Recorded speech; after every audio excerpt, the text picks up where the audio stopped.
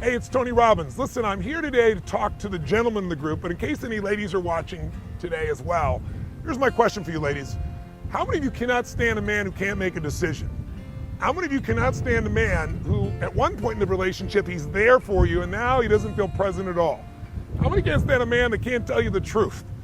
And now that I've stirred up the ladies, this is really a video for men. So gentlemen, I know you know there's been women in your life who have felt in the beginning so much passion for you.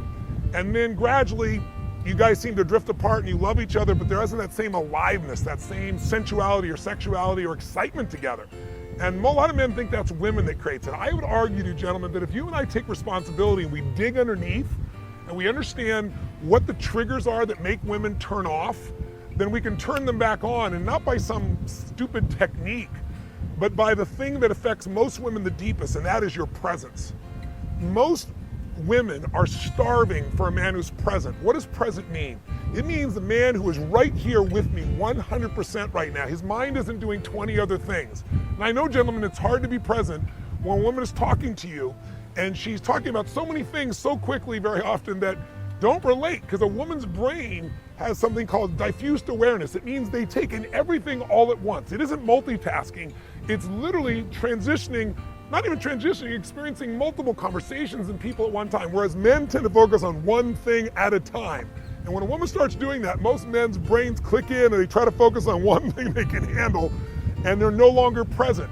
If you're in your head and you're not connected to that woman, she doesn't feel that presence. And presence is what opens a woman. Presence is what causes a woman to open to you sensually, sexually, emotionally, her heart, her soul, the whole 9 yards. Ladies, correct me if I'm wrong. There is nothing more powerful than presence when there's real love involved. So, and often women will respond to a man who doesn't even love them, but who's present for them, where they feel like there's nothing else in the world but me right now. And gentlemen, you know how to do that when you're in the zone in sports. You are so present. When you're in the zone trying to solve a problem, you were so there. And you probably were so there when you were pursuing this woman. But if you can train yourself to bring that presence back on a regular basis, you can own your woman like she's never been owned, where she will literally melt to you. And I don't think most women who are feminine would argue with what I'm sharing with you right now. If they do, they can not only talk back to the video, they can write some comments down below wherever this thing is posted.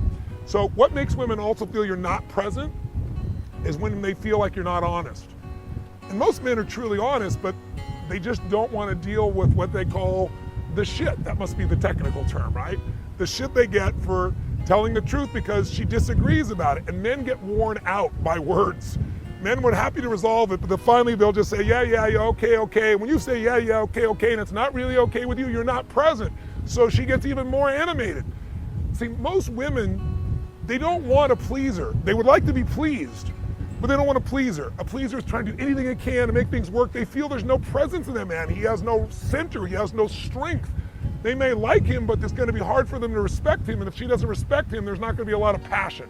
And if him is you, that's a real problem. You and I both know, whether you're a single man who's meeting women or whether you're in an intimate relationship.